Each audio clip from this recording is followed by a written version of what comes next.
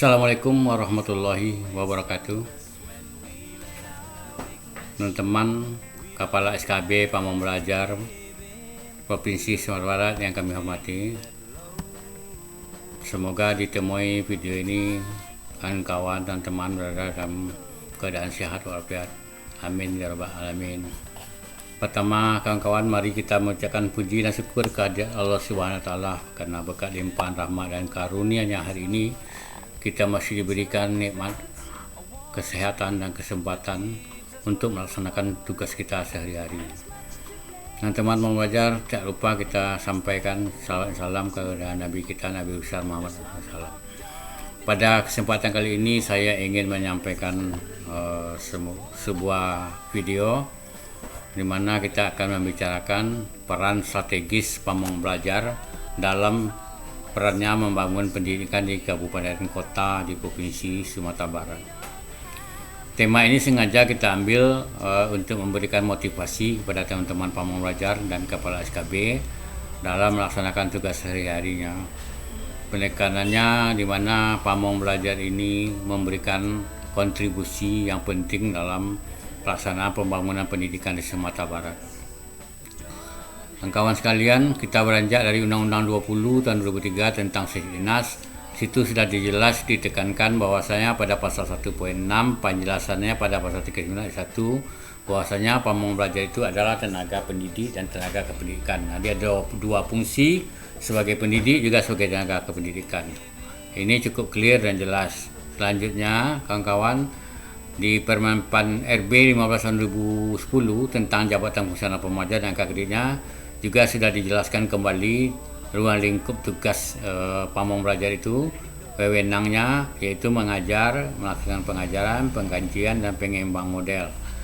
Selanjutnya dalam Pamong Belajar ada pada ayat 2-nya pendidik dengan tugas utama melakukan kegiatan belajar mengajar, pengkajian program dan pengembang model. Jadi dari dua aturan ini sudah jelas dan clear. Kompetensi juga Pamong Belajar sudah memiliki aturan Permendikbud 152 2004 tentang standar kompetensi. Yang dimaksud dengan standar kompetensi adalah seperangkat kemampuan yang meliputi pengetahuan, sikap dan keterampilan yang harus dikuasai oleh seseorang dalam rangka melaksanakan tugas pokoknya. Dalam hal ini seseorangnya adalah Pamong Belajar. Ada 4 kompetensi yang harus dimiliki oleh Pamong Belajar, yaitu kompetensi pendidik, pedagogi, kompetensi kepribadian, kompetensi sosial, kompetensi profesional. Masing-masing terdiri dari 18 poin kompetensi dengan 52 subpoin. Jadi untuk pendalaman ini kawan-kawan buka saja di Permen 152 2014. Kemudian kalau kita lihat tantangan pendidikan yang ada di kabupaten kota di Provinsi Sumatera Barat, pertama terkait dengan lahirnya Undang-Undang 32 2014 tentang pemerintahan daerah dengan pembagian urusan pendidikan anak usia dini, pendidikan dasar, pendidikan formal sudah diserahkan ke pemerintah kabupaten dan kota. Kemudian PP 18 tentang perangkat daerah dan universitas daerah yang terkait dengan pendirian satuan pendidikan formal. Yang terakhir misalnya PP 2 tahun 2018 tentang standar pelayanan minimal yang harus dilaksanakan oleh pemerintah kabupaten kota, yaitu terkait dengan PAUD dan pendidikan kesetaraan untuk pendidikan formal dengan prioritas usia PAUD 5-6, prioritas untuk pendidikan kesetaraan 721. Jadi kedua kelompok usia ini, baik program PAUD maupun program pendidikan kesetaraan, wajib dilaksanakan oleh kabupaten dan kota. Dalam hal ini akan diwakili oleh SKB. Sasaran PNF, fungsi substitusi yaitu yang terkait dalam sasaran adalah anak tidak sekolah 6-21 tahun, termasuk putus sekolah dan putus lanjut. Kemudian anak atau keluarga tidak memilih sekolah, fenomena homeschooling yang sebanyak kita lihat akhir-akhir ini. Penduduk usia 15 tahun ke atas masih buta huruf dan yang tidak memiliki kewajiban wajib belajar 9 tahun. Ini juga masih bagian dari sasaran kita. Kemudian fungsi suplemen dan komplemen itu di sini ada anak-anak sekolah atau penduduk yang sudah memenuhi wajib belajar 9 tahun. Ini yang membutuhkan pendidikan non formal.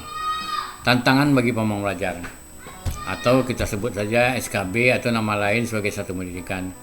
Jadi tantangan pertama adalah seberapa banyak program atau jenis kegiatan yang dilaksanakan di SKB. Ini yang kedua, berapa banyak peserta didik di masing-masing SKB itu yang mampu kita rekrut dan kita garap. Kemudian tiga, berbasis anggarankah kegiatan kita itu atau berdasarkan kebutuhan yang diminta oleh masyarakat. Yang ketiga, seberapa jauh jangkauan dalam kampus yang bisa dilakukan oleh SKB sesuai dengan tenaga dan prasarana yang tersedia, dan kemudian bagaimana kebijakannya untuk luar kampus yang berada di pinggir-pinggir yang belum tergarap. Nah, itu tantangan yang dihadapi oleh Pamong Belajar. Situasi pendidikan kalau kita perhatikan di kabupaten kota, kita perlu mempertanyakan atau menjawab seberapa besar APK PAUD SD SMP di kabupaten kota, APK SMA. Nah, kekurangan APK ini nanti akan diberikan kontribusi oleh SKB untuk mempertinggi APK ini. Jadi pendidikan PAUD di SKB, pendidikan kesetaraan di SKB akan mempertinggi dan memperkuat APK yang didapatkan oleh kabupaten kota. Nah, bagaimana pula yang belum masuk di dalam satuan pendidikan? Ini mungkin barangkali banyak ini sesuai dengan sasaran yang kita punya tadi. Kemudian berapa angka rata-rata anak sekolah 25 tahun ke atas? Nah, ini perlu juga kita jawab. Kemudian kalau kita cermati problem sosial ekonomi yang dihadapi masyarakat seperti angka kemiskinan, angka pengangguran, kompetensi yang dimiliki pemuda, orang dewasa. Kemudian kita lihat juga benturan-benturan budaya, teknologi informasi dan komunikasi. Kemudian kita perhatikan juga kesetaraan dan keadilan gender khususnya di bidang pendidikan. Kawan-kawan sekalian, kalau kita lihat tema peta ini di dalam skema ini, mana posisi Pamong Belajar? Pamong Belajar posisinya berada di kota yang tengah, itu penduduk di satuan pendidikan atau peserta didik yang terdaftar terentry dalam Dapodik SKB, baik PAUD, kesetaraan, pendidikan keaksaraan, pendidikan vokasi, kursus dan segala macam. Nah, pertanyaan kita siapa? Ini pertanyaan yang belum atau belum tidak termasuk dalam satu pendidikan. Nah, ini perlu kita identifikasi. Nah, kemudian pada kotak bawah dijelaskan sebagai pegawai daerah yang diangkat kepala daerah, Pamong Belajar bertanggung jawab mensukseskan program daerah.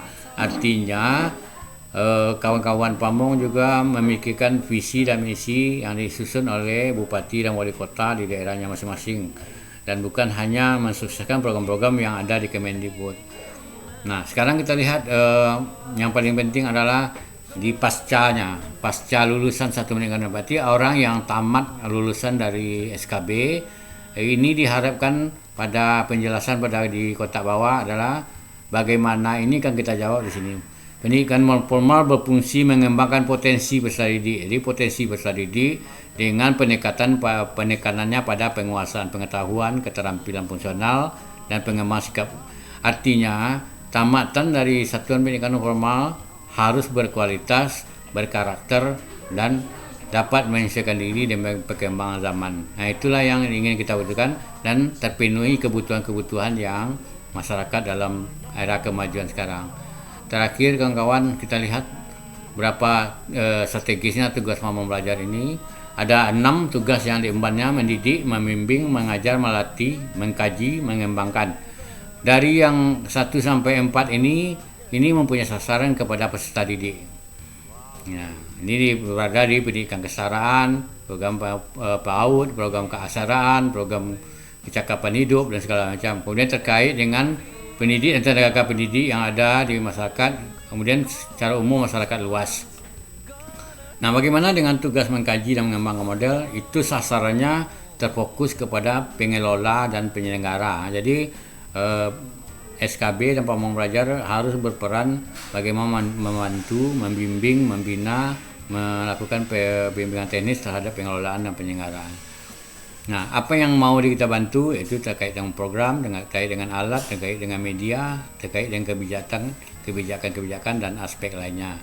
Jadi kawan-kawan sekalian, program kegiatan dengan bisa saja anggarannya itu didukung oleh Kementerian Pendidikan dan Kebudayaan, bisa saja oleh APBD, bisa saja oleh kelompok masyarakat atau swadana, atau bisa saja dengan CSR dari perusahaan, atau SKB sendiri punya sumber-sumber penghasilan mandiri yang oleh kreativitas kepala SKB beserta Pamongnya dapat menghasilkan penghasilan sendiri dengan